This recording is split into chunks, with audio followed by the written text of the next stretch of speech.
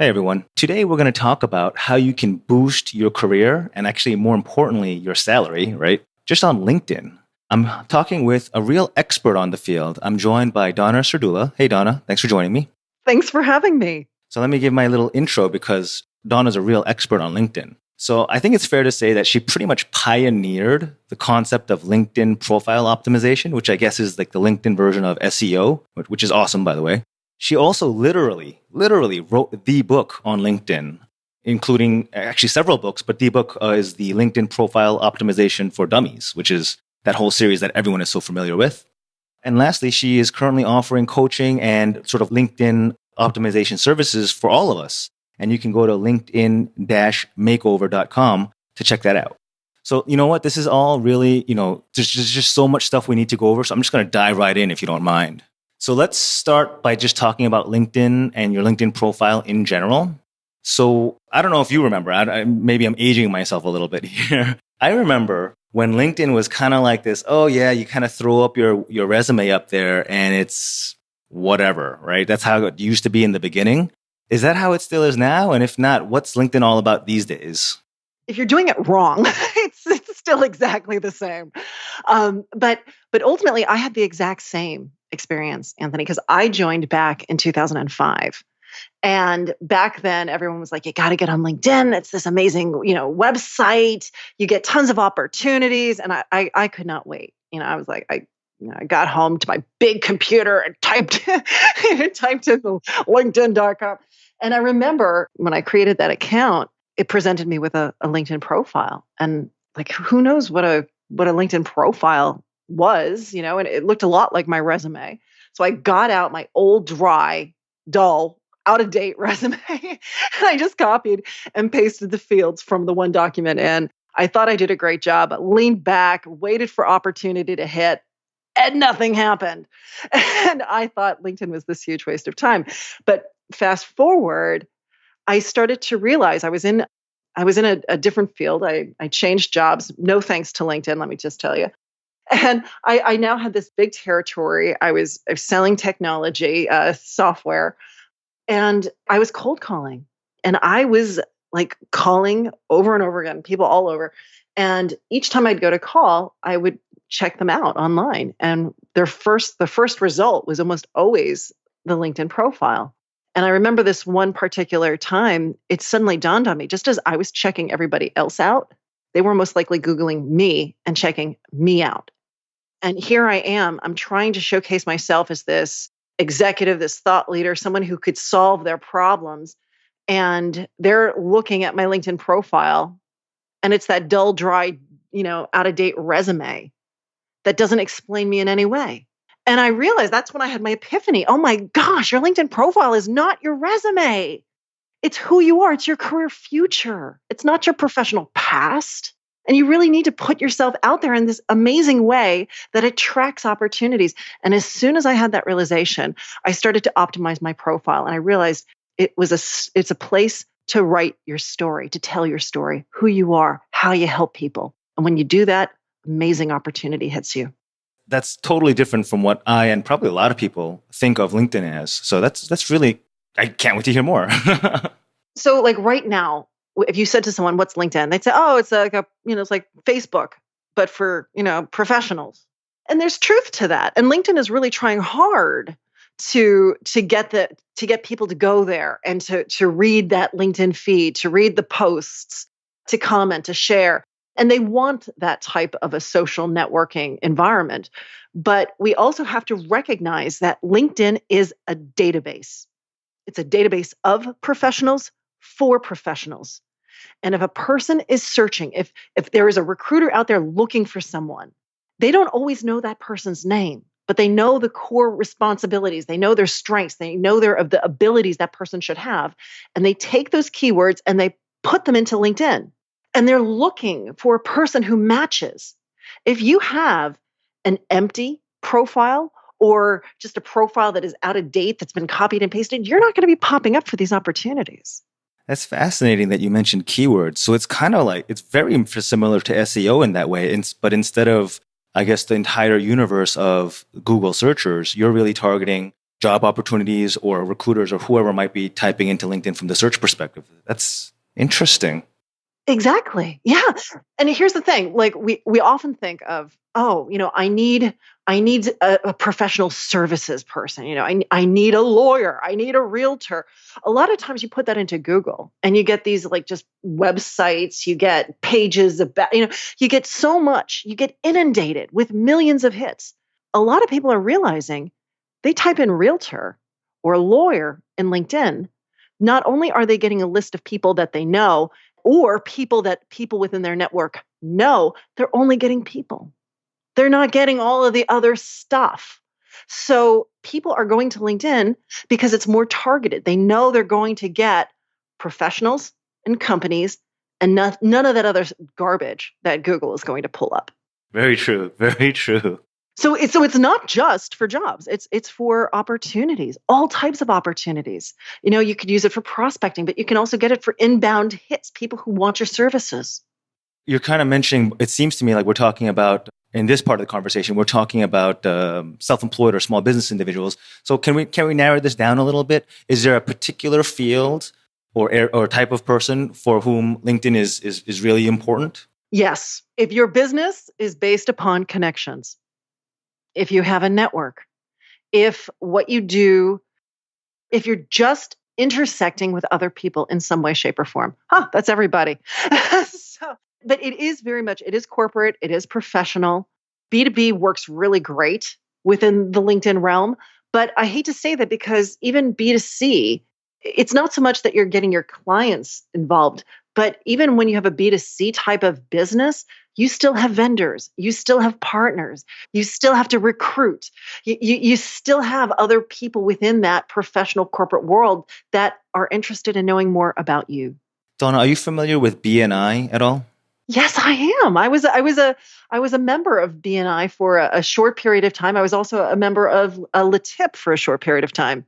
Okay, so for anyone who's not familiar, BNI, I think it stands for Business Networking International, and it's this sort of system where in cities or neighborhoods, you have these networking groups regularly scheduled, usually very early, which is kind of a pain, but and you have members of all sorts of different cross sections, and there'll be one attorney, one real estate guy, one doctor.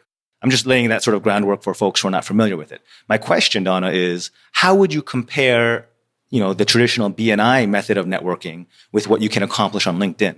Well, unlike BNI, you can network in your pajamas on LinkedIn. You can even have a glass of red wine next to you if you so choose. There's a similarity to it. Of course, it takes it online, but when you think of BNI, one of the nice parts about it is, and like I said, I had done BNI. I had also done a similar one called LaTip, and it's referring, and people love referrals. Oh, I need a doctor. Well, hey, I know this doctor. He's great. He'll help you. And you feel more comfortable because there was that introduction. You had that mutual connection. And the beauty with LinkedIn is it does the same thing. LinkedIn is based upon 3 degrees of connection, 3 degrees. And what that means is when you do a search, you are searching your LinkedIn network, your first degree connections, your second degree connections, and your third degree connections. And when you look at those search results, you're going to see numbers next to these people's names. If you see a number 1, that means you're directly connected. You know each other. Someone sent the other one an invite, and that person accepted. So there's a direct connection. Then anyone in that person's network is considered a second degree connection because you have this mutual connection in common. And then third degree is you take it one step further out. So if a person is looking for, a lawyer, a doctor, a realtor, someone, and they put that keyword into the LinkedIn search, the results, they can see who do they know directly or who do they know that knows someone. And you can ask for that introduction. You can feel a little bit better knowing that someone that knows that person. And it warms it up. It gives you a more feeling of trust to that person. This kind of draws on one of Robert Cialdini's 6 Principles of Influence. I'm not sure if you're familiar with that. It's a very famous book on influence and persuasion. And it basically, one of them is social proof, meaning if your friends or if folks you know approve of something or someone, it'll nudge you in that direction. So yeah, like you're saying, for sure. If you know that your friends or your friends of friends are connected to somebody, it'll make that much more of a comfortable introduction for sure. Now let's take it to the next level, right? Now let's say, so this person now feels, okay, I've got a couple people that, look really interesting. Let me check out their profiles. And you check out the first profile. And the person just, copied and pasted a dull, boring resume. The other person has like just a bare bones profile. You're not even sure if the person's still alive or not. And then this third person tells a really authentic, vibrant story about who they are and why they do what they do. They talk about how they love helping their clients. They talk about the change that they've brought into other people's lives. You can see the trajectory of their career, how they started off, maybe in the mailroom and they've progressed. Wow. Wow. I want to work with this person. I feel like I get them. I know who they are. Just remember to put your phone number in your profile, guys. so people can reach out. I got to admit, all these tips that you're mentioning, I don't think I've ever seen a profile written that way. So it's definitely a unicorn out there. You have to check out my clients' profiles. I think we should. That would be an excellent way of seeing the difference between the traditional profile, which is your eyes kind of just glaze over, versus something that's more optimized. Yeah. And think of those poor recruiters who are scanning through hundreds of dull, boring, just inane profiles. And then they see this gem, this one that actually speaks to them, and there's a warmth of a personality there. Who is going to get the phone call? But I will tell you this, if you visit my website, linkedin-makeover.com, there's like a black navigation bar, and smack dab in the middle, it says profile examples. You click that button. We tweet out almost, not the confidential ones, but almost all of the profiles that we optimize, we tweet out. And we have a steady stream. And you can go in and see what these profiles look like. I don't want anyone to plagiarize. Please, no plagiarism. But you can get inspired by, what we're producing. There's a beauty in really and this is something my clients tell me all the time. It's being able to reflect and think about who you are, why are you on LinkedIn? Who is your target audience? What is it that you want? What is your message? And putting it out there. And when you showcase your best, you attract the best. There's something about just putting it forward. And people are hungry. They're hungry for the why. They're hungry to know who you are and why you do what you do. And when you give it to them, good things happen. Have you read The Secret? Yeah. Yeah. I think I kind of got a gist of that. But yeah, I love that book as well. Yes, for sure. Or that philosophy. I'm not sure what to call it. I don't know what to call it either, but I just went to tut.com. Have you ever been there? No, I have not. Put that on your list. Got it. tut.com. Mike Dooley. I've been devouring all of his YouTube videos. Oh my gosh, it's amazing. I don't want to take this too far off track. I just wanted to let you know, law of attraction, I'm with you. But there is. If you can, a lot of times, and this is one of the. There were a few things that came to me as I built this business. I started it in 2009, and one of the first things that really surprised me were the high level people who were attracted to the service of hiring someone to help them write about themselves, write this LinkedIn profile. And the first thing I realized is it doesn't matter what a great writer you are, what a deep thinker you are, nothing matters, because it's always hard to write about yourself. But even pulling it back a second, there aren't very many good writers out there, just to begin with. That is true. It's hard to write. It's even harder to write about yourself. But what I also found is so few people really approached their life and their career strategically. And we really do. We force people to say, why are you doing what you're doing? What are you getting out of it? And it amazes me, but everyone has a to-do list. And every day, well, maybe not everybody, but high performers typically have a to-do list. And every day they're scratching off all of their accomplishments. And as they scratch them off, they forget about them. And you forget the value that you're bringing. And so I say, stop scratching off those items from your to-do list. You got to remember them. You got to put them into another notebook because this is who you are. It's the value that you provide. And it's so hard when people come to me and say, hey, I need that resume. I need that LinkedIn profile. Well, what have you done? I can't remember. I mean, here's what I'm hearing. It sounds like your service at LinkedIn-makeover.com, it kind of doing three things. So the SEO knowledge or LinkedIn optimization knowledge is just sort of the technical side of it, but that's really only the tip of the iceberg from what I'm hearing. You're also delivering storytelling skills that most people do not, just flat out don't have, right? And on top of that, not only are you delivering great storytellers, but they're also biographers in a way, right? I mean, this is a lot that you're providing for people. We're helping people understand where they've been, who they are, where they're going, how to articulate that professional story. And once they do so, they get confident, they get excited. I often say, and people always like, how is this possible? When our service changes people's lives, opportunities flood in, things that they never thought would happen. Because when you, like I've said it before, but when you showcase your best, you attract the best. It's just the way it is. Let's swing the pendulum to the other side just for a moment, just because it could be funny. Today, in 2018, just how bad is it? How bad is it for you and for your career if you have no picture and pretty much a blank profile or no profile at all on LinkedIn? You know, people are going to assume you've done nothing. They're also going to question your relevance in this world. Or maybe that you have no tech abilities whatsoever.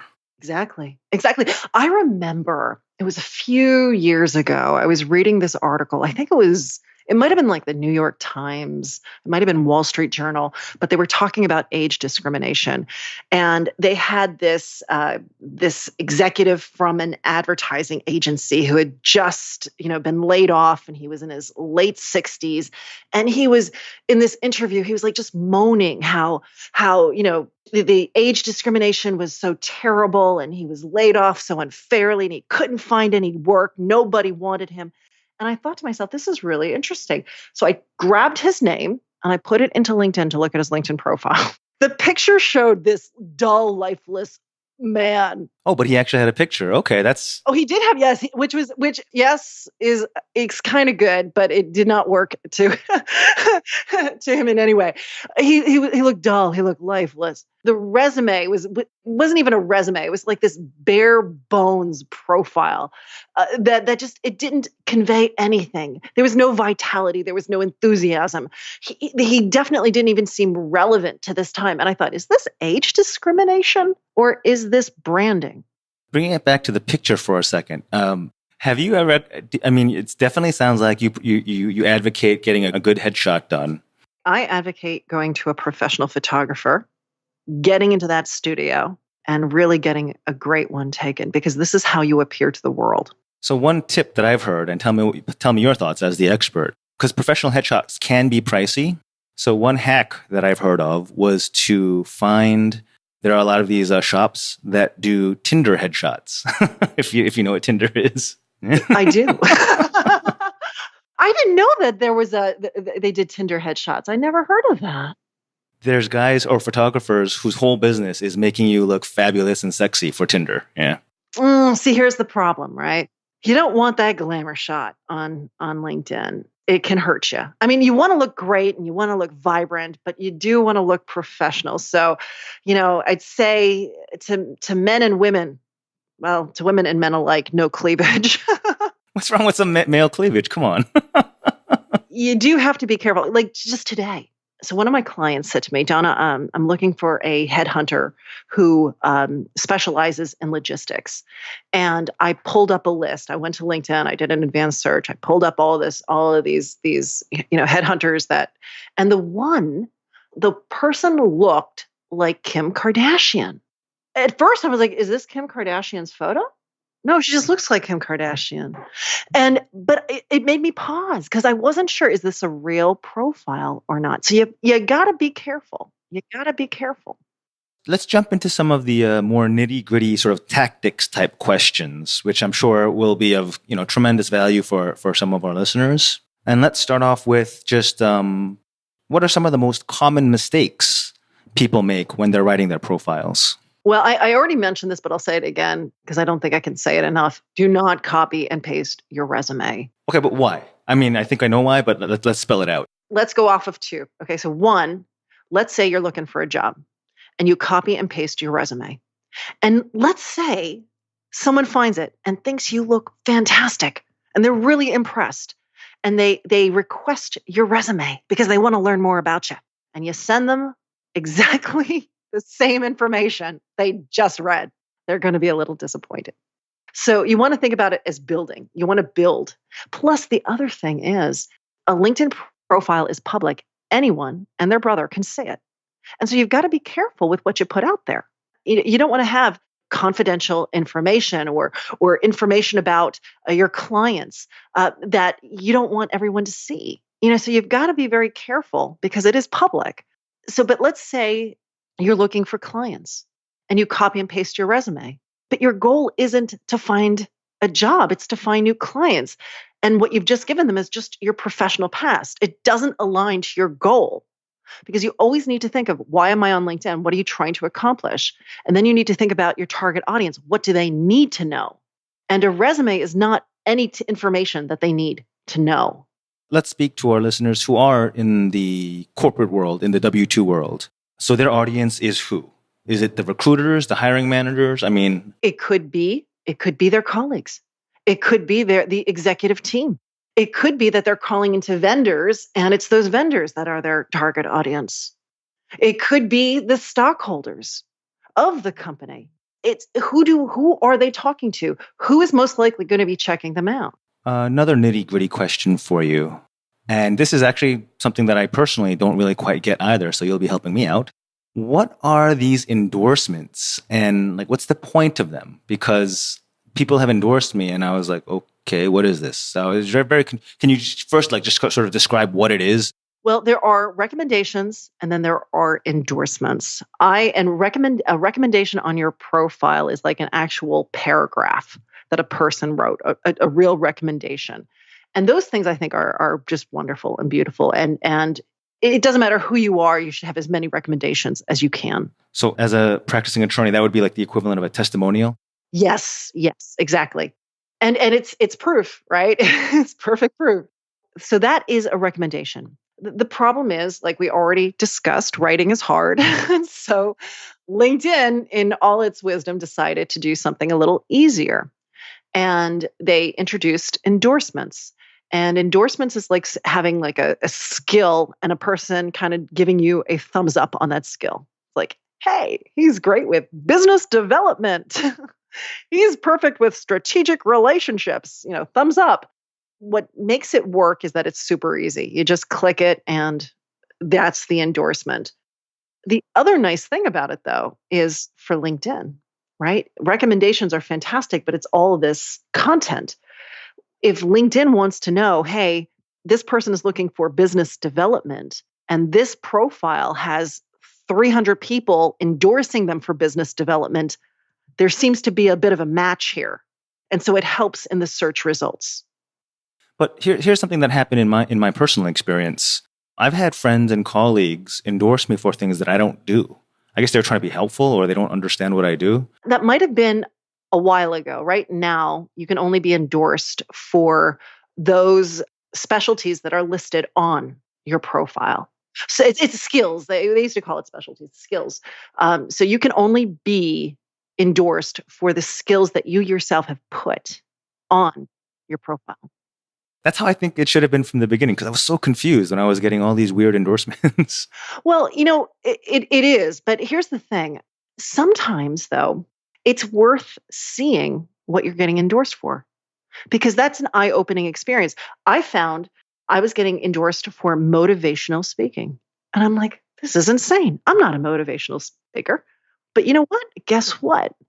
Apparently, my talks are motivational. But it wasn't something that I saw, but it was something that I was able to recognize just because enough people were endorsing me for it back then. So let's say there's a endorsement or skill that you want to be known for, that's really what you're pushing for in this, stage of your career or life. What's a good strategy to get more endorsements in that area or in general? So one, make sure that that skill is listed on your profile. Reorder it so it's at the very, very top. So it's one of the first three, the featured skills, and you can reorder them. So make sure that you put that up there. And then what you want to do is make sure you start endorsing other people, because then they're going to feel that need, for that, quid pro quo.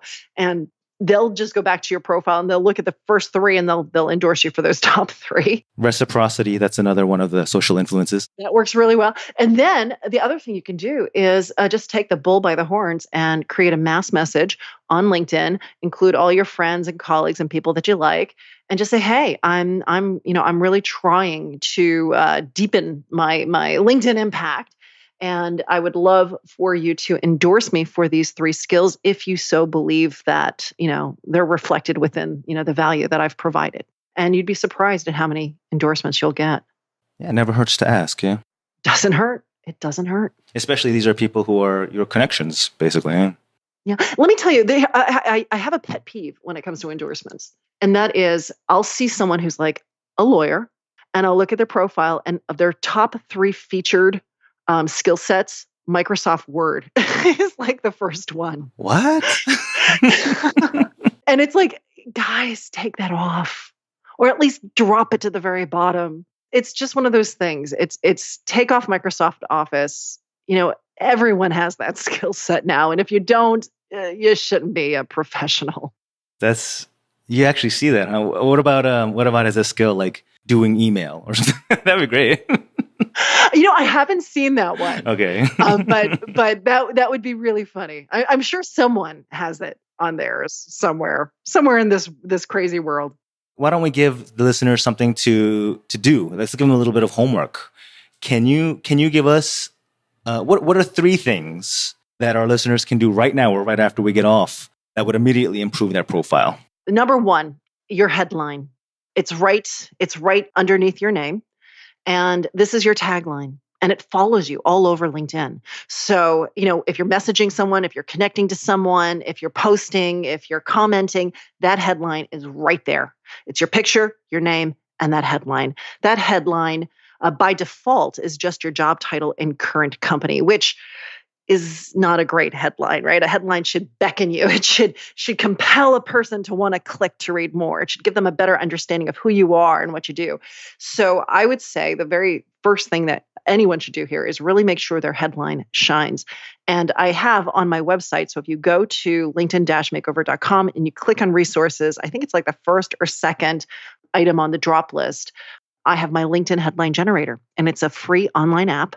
It creates a headline for you. You just input a couple terms, choose a couple symbols, and you hit generate, and it spits out a really attractive, really compelling LinkedIn headline that you can copy, paste, and you're going to get more views to your profile. You're also going to turn up in search more often, because that's a highly, highly sensitive area. You said that's a free tool on your website? It's super easy. It's just like 5 clicks. But you're going to get something. And here's the thing, even like, and you can kind of go back and play with it. So you can keep manipulating it, but you can really play and come up with a tagline that works, and it works great. Donna, you promise it's good, right? It's not like a Mad Lib where it's going to be like, Anthony likes to eat bananas or whatever. I can't lie. My old 1984 ad lib books did in fact imbue a portion of this. It is intelligent. It is logical. So I think you'll find that it extends beyond the Mad Libs. Okay, so that's number one. Fix that headline and go to Donna's website to get it fixed. Use her free tool. What's the next immediate takeaway to just immediately fix your profile? Oh gosh, it's so obvious to say the profile picture, but it's just it does. All right, you know what? Everyone knows that. We're not going to. It's that one's a gimme. So I'll say your background graphic. So if you look at your LinkedIn profile and the background image looks like a blue-green constellation, that means you have not uploaded a background graphic. So okay, well, you've got to fix that. So what you want to do is upload an image that reflects your brand. It illustrates who you are and how you help others. And so, I mean, you could certainly grab imagery from your website if you want to, or you could say, you know what, I want to be seen as someone who does insurmountable tasks. So go to unsplash.com and find a picture of a person climbing a mountain and upload that. Or maybe you think, oh, I want to be seen as someone who's really wise. Upload a picture of an owl soaring. Maybe you're one of those a person who sheds light and illuminates. Find a picture of like a lighthouse or a beacon in the darkness and upload that. Another good resource for that is, I'm not sure if you use this, Donna, is a website called canva.com, canva.com. They have a library of a lot of free photos. There's paid options as well, but there's a bunch of free photos. And it also will give you, templates or canvases for the exact correct dimensions for LinkedIn. And then if you're doing other stuff too, like Twitter, Facebook, Instagram. So it's really helpful in that you'll know exactly what it'll look like on LinkedIn. Yeah. And I will also say within my resources, I also give away like hundreds of background graphics. So you can check that out. That's also right near where I have the headline generator. But I love Canva. I love unsplash.com because unsplash.com has beautiful, beautiful photographs. Those are royalty free? Royalty free. Free to take. Last homework, immediate improvement on your profile for Joe Average LinkedIn. As much as I want to say, write a summary or, really work on, showcasing your trajectory, those things are kind of hard. So we're going to go with something that's a little bit more of a quick hit. And what I'll say is this: put your contact information throughout your LinkedIn profile. And so make sure that in the contact information fields, yes, you've got a phone number, you've got an email, and people can see it. The other thing though is put your name, your email, and your phone number in your summary, your LinkedIn summary, and put it at the bottom of your current experience. And the reason why I say that is you never know when a person who is going through your profile is going to be so impressed that they're going to be like, I want to reach out to this person. That's interesting. There's a lot of platforms that don't allow you to do that. They limit where you can put what's detected as a phone number or an email. But LinkedIn's okay with that? LinkedIn is totally okay with it. Everyone, write this down. Make sure you've got these. These are the 3 quick hits to immediately. And these are free tips that Donna's giving you. So just, you gotta send over your thank you vibes, please. But fix your headline, and you can go over to LinkedInmakeover.com to use her tool to get that done. Secondly, fix or at least have a background image, right? And we've talked about Unsplash or Canva. And then lastly, we just talked about include your call to action, which is basically your phone number or your email, which is pretty much everywhere. Is that right? Yeah. I mean, never be obnoxious. Never be obnoxious. But I wouldn't put it in your headline. I would put it in the summary. I'd put it in your current experience. And if you want to go back into time, you can also put it into your previous experiences. But at least in your summary and your current experience, have your name, like repeated, which I know is silly, but it's also another way of optimizing your profile. So if there's a lot of Anthony Parks out there, if you say your name enough times in your profile, you'll rise above them in the search too. There's that German physicist, Anthony Park. He's like my doppelganger. Okay, I want to be respectful of your time, Donna. Thank you so much for hopping on. But before you go, can you quickly share with us what it's like? What are the first steps to get started working with you for anyone who's interested in just getting started? If you have a very small budget, but you recognize how important this is, you can go to Barnes & Noble and you can purchase my For Dummies book. It's there. It's easy. If you have a little bit more of a budget, I have a DIY video e-course that it's me kind of talking to you just like this and walking you through the different steps of really optimizing that profile. If this is something that you really see as this is an investment in you and your future and what you can, just your earning potential, we then have services. And our services are actually really, I think, reasonable and very affordable. But we have 3 levels of service. our pricing and all of our service descriptions are written right on our website. So if you go to linkedin-makeover.com and you hit the green button that says click here to get started, you'll see it. But basically, I get you partnered with one of my branding specialists. They'll interview you, they'll talk to you, they'll take that information, they'll put it into an amazing LinkedIn profile. They'll give you a chance to look at it, then they'll upload it, and then they'll review it and edit it with you and get it to final. And before you know it, you're going to find that things start to happen. You heard it here. Just follow up, get the book, take the course, or contact Donna directly and just get started. I mean, this is your career. This is your earning potential, right? This is huge. Donna, thank you again so much. What's the best way to get in touch with you? We already talked about linkedinmakeover.com. What about social? What's the best way to reach out to you on whatever platform? I'm kind of active on LinkedIn. So. Oh, I would guess. So you can find me on LinkedIn. I'm also pretty active on Twitter. Those would be the two best places for me. And of course, you can always just, old fashioned, pick up the phone, call me. I'm here. People are always surprised when I pick up, but I do. I guess I'm old school in that way. But yeah, just reach out. You can even, check out my website and you'll have my email is there as well as my phone number. Donna, thanks again so much for taking the time. You've delivered just so many valuable insights. Really, really appreciate it. Anthony, thank you so much for having me. Everyone else, thanks for listening. Make sure to visit Donna's website at the very least. Use those free tools. Get to know what she has to offer. Otherwise, don't forget to hit subscribe. Go to anthonyspark.com to make sure you're on our email list for regular updates and exclusive offers. Talk to you later. Take care.